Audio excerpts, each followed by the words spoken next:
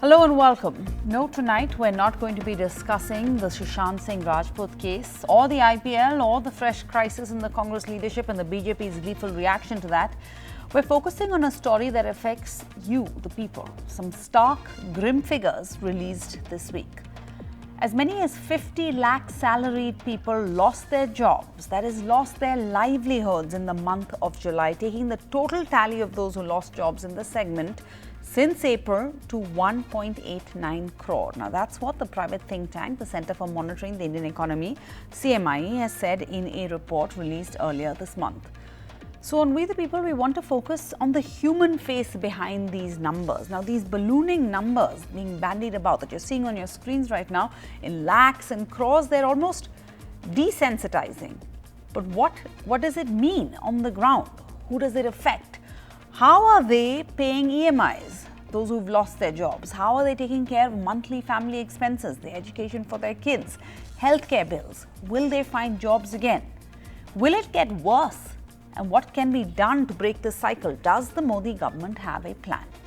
Let's start first with Gautam Sarvanne. He joins us now. He's a 26-year-old software engineer. Gautam, thank you for your time. And you got laid off in the month of May. What happened? Yeah.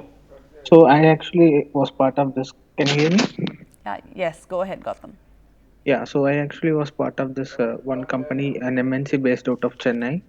I was working there for the past 4.5 years, and suddenly, like in March, around March 23rd or 25th, the project we work on in IT company it got ramped down. But that So was after before it the got, lockdown was announced. yeah, around March the last week. Okay. So the project got ramped down, and we go to something called the bench where we'll be looking for new projects. So because of this COVID situation, we are not getting any calls for us to take a new job. And so around 2 months passed by, and I didn't get any calls for new project. And suddenly one day I got a call from the HR saying, like you have not got a project so far, so we ask you to resign from your end itself and look up for opportunities outside. So, and now where are you, Gautam? No, like What are you doing so now? I Where do have you live? Are you still in Chennai? How's this no no I affected came. you? Yeah. So I came to my native Pondicherry.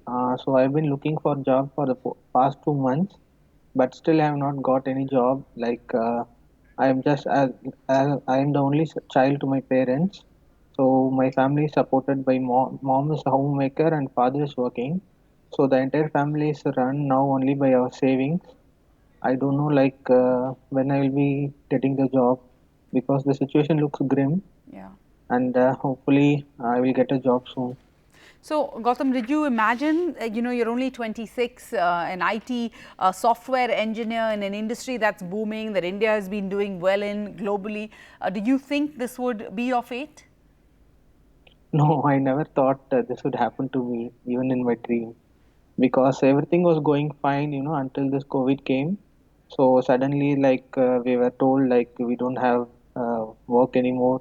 You can go home. So it was really tough for me, like mentally as well as physically. It was very stressful situation for me. But I hope, like maybe in the coming months, once the pandemic eases, I will be able to find new opportunities. Thank you for sharing that, Gautam. The mental stress that you're facing, that's a story that we need to pay more attention to. There are many like you. You're not alone right now. Dr. Marian Gomez also joins us. Gautam is only 26. Dr. Marian Gomez is in her 50s. Marian, Dr. Gomez, Professor Gomez, Hello. what happened to you? What's your story? Actually, by profession, I'm an English professor, and then I switched to freelancing as a soft skills trainer, and then I got a job in a software company as a learning and development manager. Things were going quite well for some time, and in the month of June, while I was training online from home, I got a call and they said that my post was redundant. It came as a shock to me because I have a family of 5 children and my husband is a type 2 diabetic.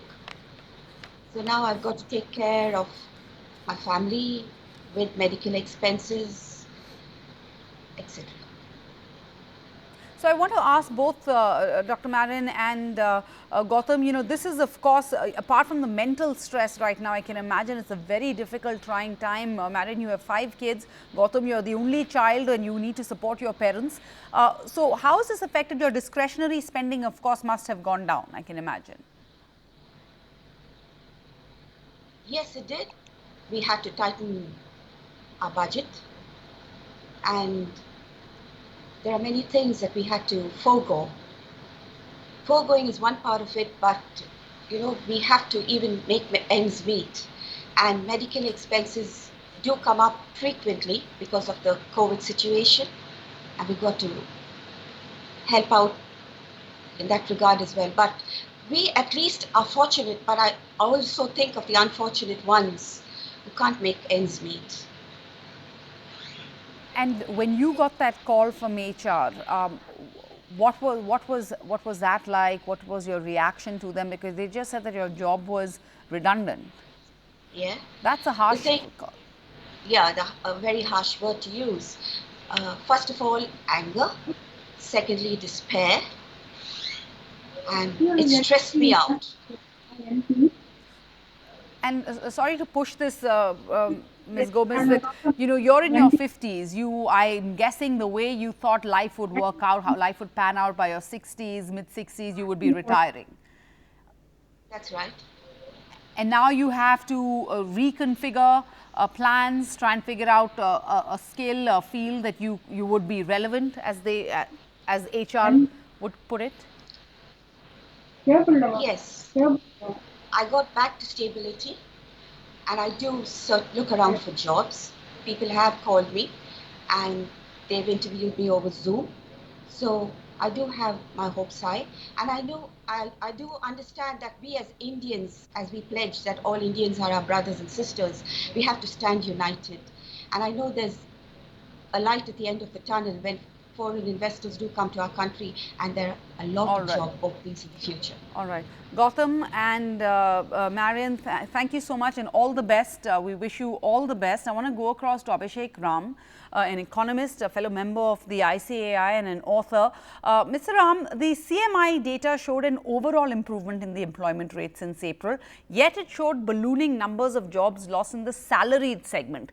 Why is the fact that jobs are being lost in the salaried person segment worrying? Why is this significant? If you could explain that to the lay viewer.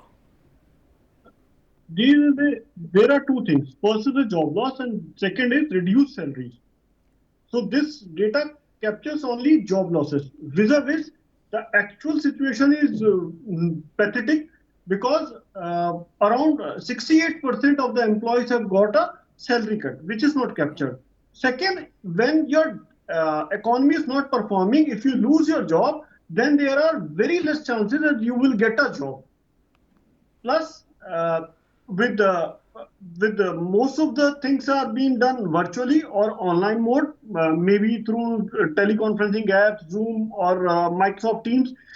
Actual impact of maybe in some cases, actually the positions are closed forever.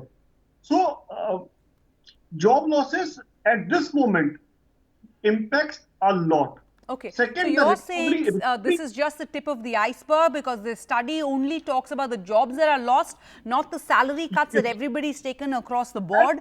And you're saying salaried people do not lose jobs immediately. People like you and me, let's say, working for established companies, even if that company is in trouble, your job is retained for some time. First, everybody takes a cut, but your job stays. But when a salaried job is lost, finally, it's very hard to retrieve them. That's what you're saying. So that's why salary jobs are preferred. That's why this is worrying. So Abhishek Ram, given the seriousness of this matter, does the government have a plan? Because abroad we've seen bailouts for hard-hit industries, we've seen stimulus packages. I asked Gautam, I asked Marian, are they spending? Obviously their discretionary spending has been affected. Is the government worried about that? The government don't know how to run this economy. They are more good at politics. They are pathetic at economy. They had given a 20.7 lakh crore package. They announced it. It is more a liquidity or a loan package rather than a relief package. And India's economy was at first quarter of 2016 was at 9% GDP growth, and they dropped twin bombs in 1.5 year with the name of demonetization in November 2016, and in July 17 we came with GST. Last year in July 19, Finance Minister presented a budget and said this budget is for 10 years. I am presenting budget for 10 years, and it doesn't work for 10 days also. And she has to come weekly or daily on press conferences, and she has to give stimulus packages. And then also, automobile tourism sector are not going to revive. We have a risk of around 70% job losses in tourism sector.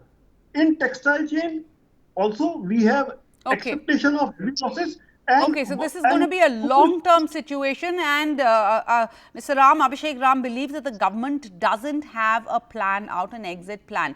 But let's go across to PKD Nambiar. He's a political analyst and an entrepreneur. Mr. Nambiar, people have stopped spending. You heard Mr. Gomez, Ms. Gomez and Gautam.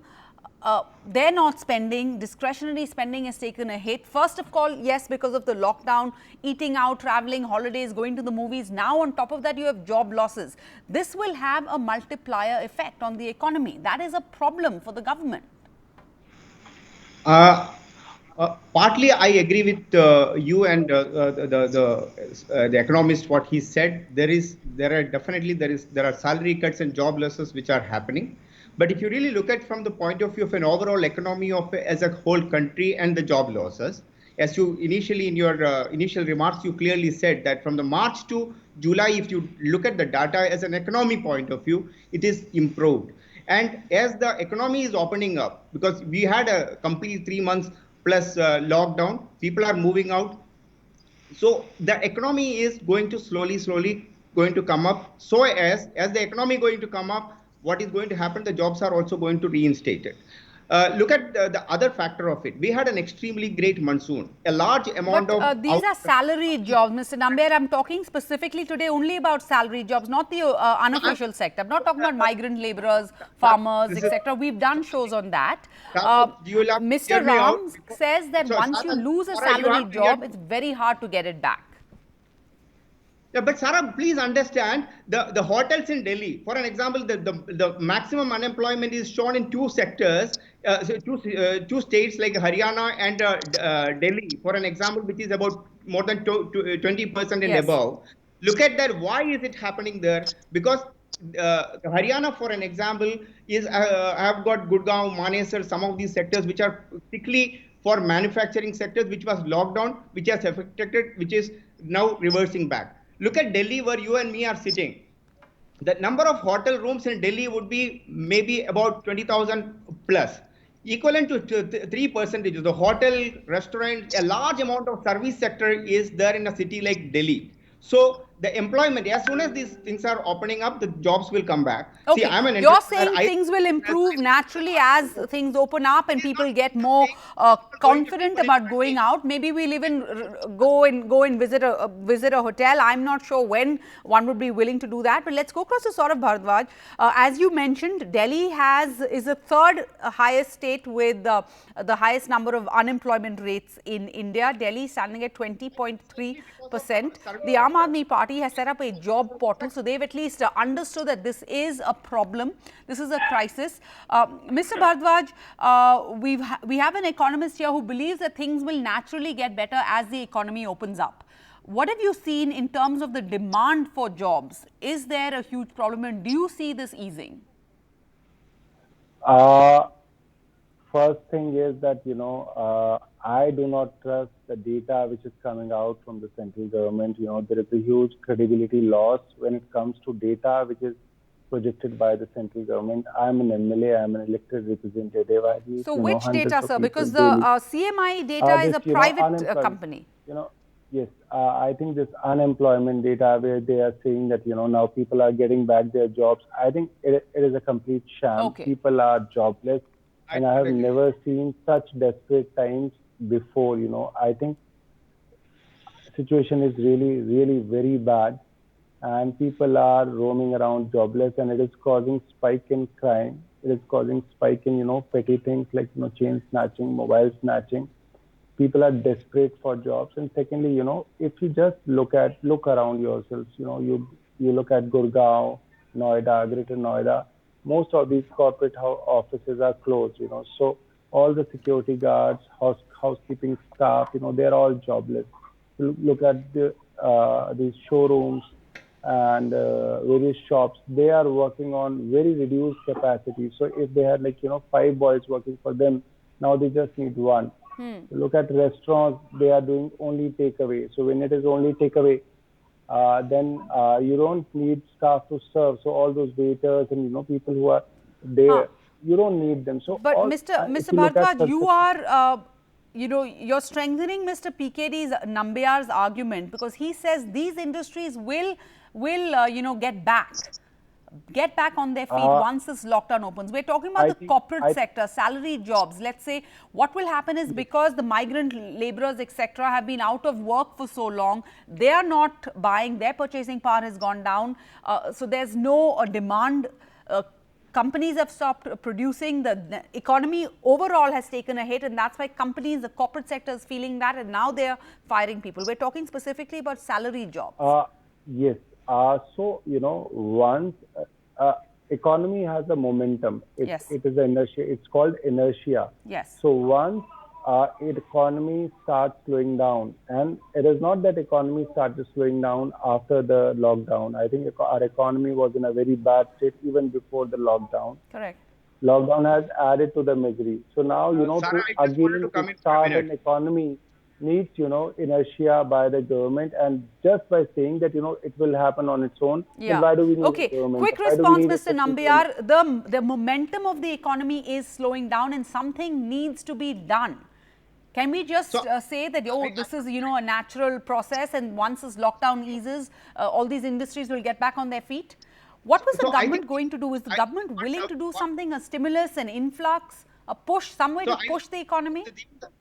I would say from the point of view of really economic point of view, whatever Saurabh said, it is not even partly even correct. So if even the stimulus package, one of the largest package India has ever seen, which has been come up with by the government, there are multiple areas where the liquidity crunch is not there in the market to the extent it was there even before the lockdown. That is the truth, because the banks are now there to give the loan and etc. But then, having said that, there is a challenge. This challenge is there. There is no doubt about the salaried classes are going through their toughest time. But there are a lot of sectors. If you really look at the IT sector, has not affected so effectively. The hospitality sector has not. Hospitality and the travel sector has affected so badly. But so let's not look at the economy as a whole is affected. So look at FMCG sector. Don't they give you employment? Agriculture sector, don't they give employment? The tractor sales have gone up. Don't they give anything? One of your economists in the panel said that. Mr. Nambiar, you still haven't answered my question. If the government has a plan, if they are even aware of the problem, the seriousness of the matter, but you've raised an important point. So let me ask Mr. Ram, is this just the natural order of things? Because every decade had its hot industry, right? The 80s, being a doctor was coveted. In the 90s, it was about the IT sector. The 2000s was all about the tech sector. So there's a churn. Some industries do see demand and opportunity. As Mr. Nambiar is pointing out, e-commerce, digital education perhaps, health, pharma certainly, how, the stock markets are still doing well. Is this a natural order of things and we have to learn to adjust? No, it's not natural. NDTV is by the argument of economy opening, because with 30 lakh cases, we are on the third number. Daily we are getting more than 50,000 cases. So economy will not open for a long term. It will again go back. And what about the jobs will come from the entrepreneurs? Yes.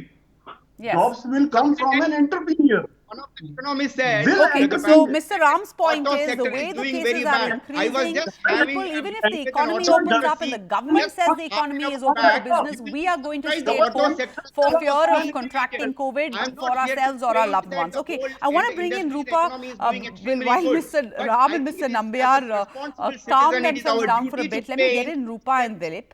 Rupa is a beautician. She goes from house to house providing salon or parlor services. रूपा, ये lockdown के बाद तो आपके clients आपको घर बुलाने बंद, they would have stopped calling you over to their homes, correct? हाँ, बुलाना बंद कर दिया उन्होंने। तो आपकी एक्सपीरियंस क्या हुई है?